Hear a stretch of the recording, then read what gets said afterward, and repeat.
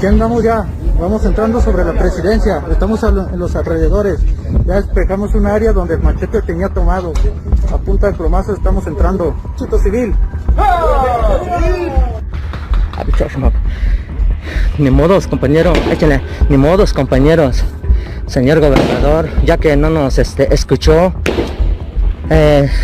los 65 agentes que estuvieron manifestando, entonces ahorita tomó la decisión el pueblo, ahorita se está entrando del pueblo, ahorita ya tomaron la cabecera. Entonces, señor gobernador, así que una disculpa, ahorita está rodeado la cabecera, ahorita todos todo el pueblo está adentro de la cabecera. Así es, señor gobernador, así que no nos escuchamos, así que ni modo, vamos a luchar con nuestro querido campesino.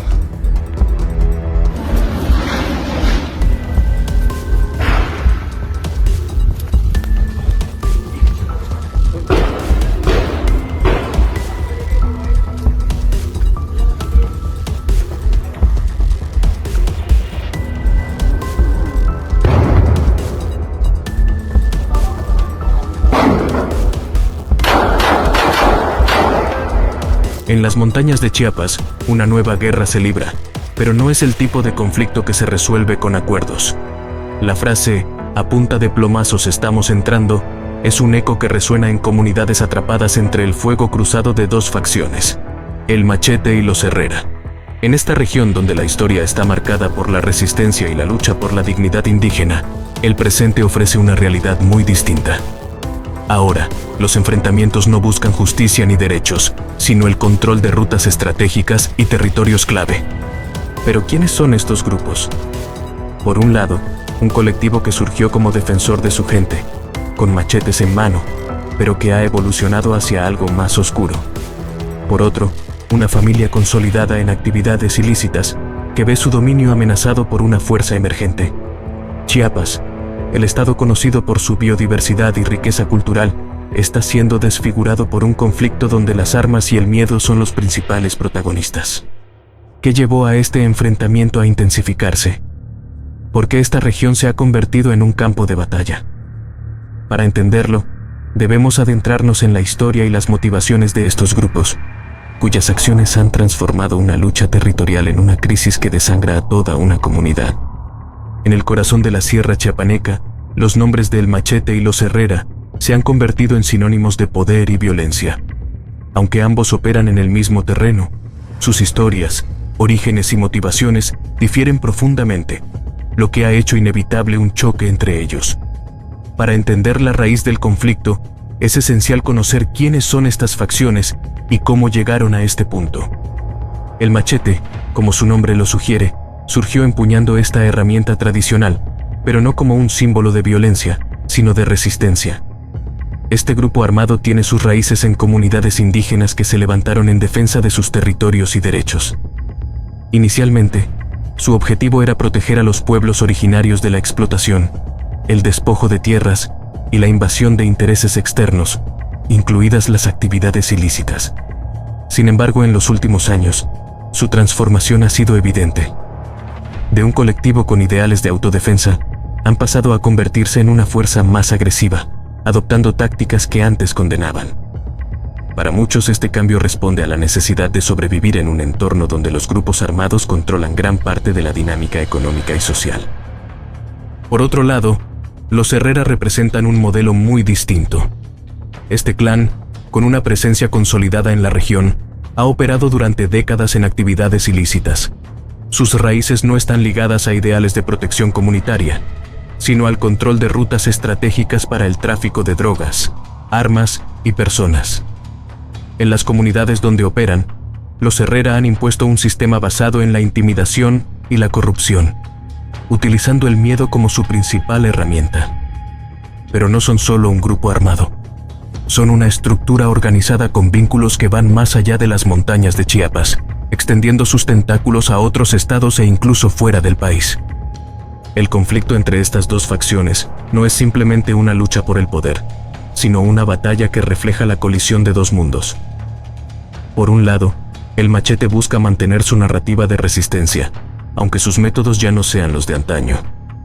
Por otro, los Herrera defienden con fiereza su dominio en una región que consideran propia. La fricción era inevitable, y el detonante no tardó en llegar. La superposición de territorios clave, ricos en recursos naturales y conexiones estratégicas. El primer enfrentamiento significativo entre estos grupos marcó un antes y un después.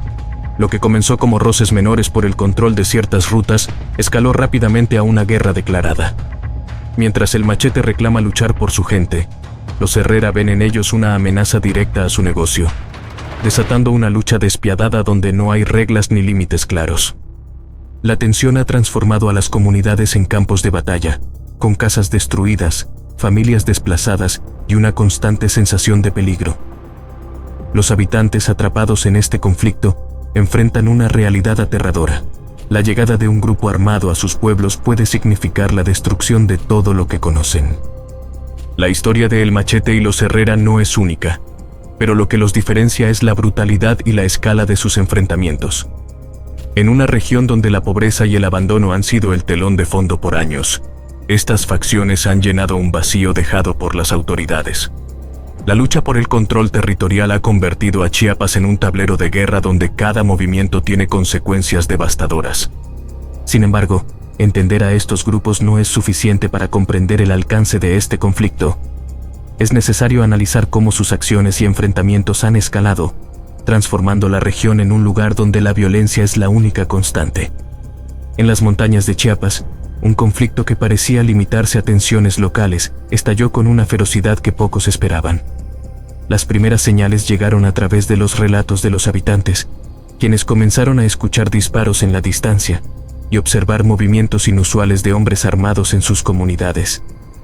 Fue entonces cuando surgió una frase que resumiría la crudeza de la situación: a punta de plomazos estamos entrando.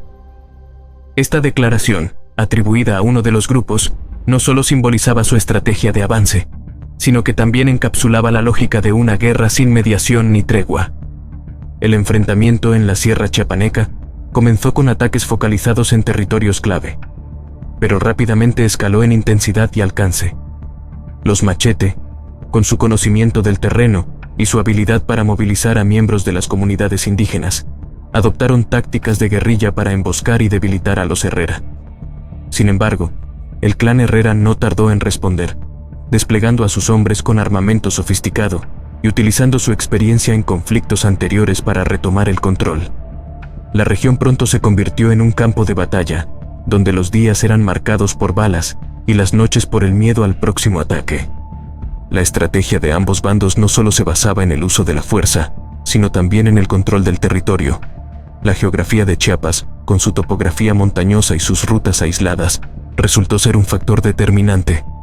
Las áreas altas ofrecían ventaja estratégica, mientras que los caminos serpenteantes se convirtieron en corredores para el transporte de recursos y armamento.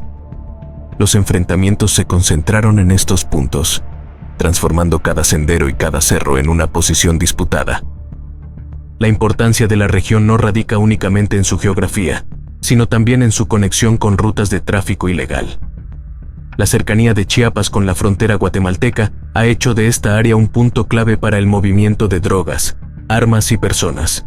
Para los Herrera, estas rutas representan su principal fuente de ingresos y, por ende, su mayor interés estratégico. Para el Machete, controlar estos corredores no solo significa obtener recursos, sino también debilitar al enemigo y consolidar su posición en la región. Los choques más intensos se dieron en comunidades como Panteló y Chenaló, donde los pobladores quedaron atrapados entre las facciones. Los relatos hablan de balaceras que duraban horas, destruyendo viviendas y obligando a las familias a abandonar sus hogares en medio de la noche. Los Herrera, con su poder económico, han utilizado sobornos y amenazas para consolidar su control en algunos territorios. Mientras tanto, el Machete ha recurrido a su arraigo en las comunidades indígenas, movilizando apoyo local y posicionándose como una fuerza de resistencia, aunque sus métodos no distan de la violencia de sus oponentes. El impacto psicológico de la frase "a punta de plomazos estamos entrando" es profundo. No es solo una declaración de guerra, es un recordatorio constante de que en esta disputa no hay espacio para el diálogo. Las comunidades afectadas describen un ambiente de terror constante, donde el sonido de los disparos se ha convertido en parte de la rutina diaria. La desconfianza entre vecinos ha crecido, pues nadie sabe quién podría estar relacionado con alguno de los grupos armados. A medida que el conflicto avanzaba, los ataques se volvieron más directos y despiadados. Casas quemadas, cultivos destruidos y desplazamientos masivos comenzaron a ser la norma. En algunos casos, los grupos armados dejaron mensajes explícitos en las comunidades, advirtiendo a los habitantes que eligieran un bando o enfrentaran las consecuencias. La neutralidad ya no era una opción. Pero más allá del daño material, el conflicto ha despojado a las comunidades de su sentido de seguridad.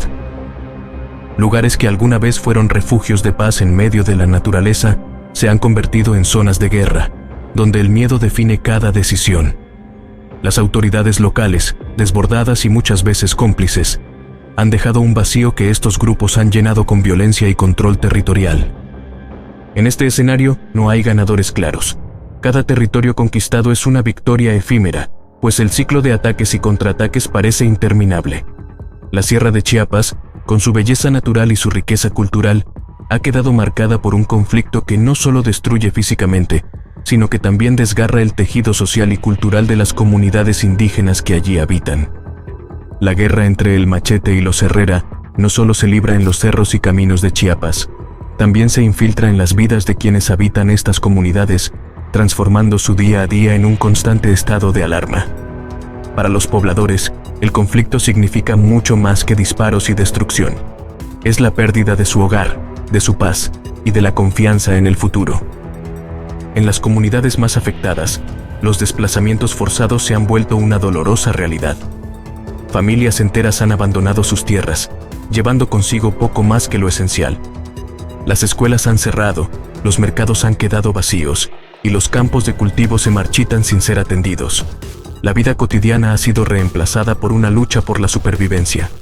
El tejido social, fundamental en estas comunidades indígenas, ha sido gravemente dañado.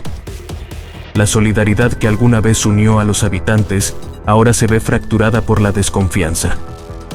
Los rumores de alianzas con uno u otro grupo armado generan divisiones internas, mientras que la constante presencia de la violencia dificulta cualquier intento de reconstrucción.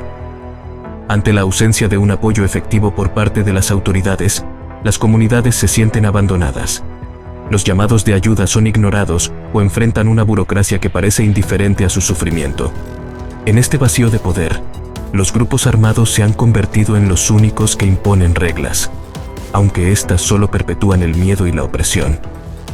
El impacto de este conflicto no puede medirse solo en números. Las heridas que deja son profundas, invisibles y tardarán años, quizás décadas, en sanar. La guerra entre el Machete y los Herrera en la Sierra de Chiapas deja un panorama desolador. Comunidades desplazadas, hogares destruidos y un vacío de poder que alimenta la violencia son el legado de este conflicto. En un estado con una historia marcada por la resistencia, ahora domina el eco de las balas y el miedo constante. ¿Cómo reconstruir el tejido social en medio de tanta devastación? ¿Qué papel deben asumir las autoridades para devolver la paz a estas regiones olvidadas? Y, lo más importante, ¿hasta cuándo las comunidades de Chiapas seguirán pagando el precio de una guerra sin sentido?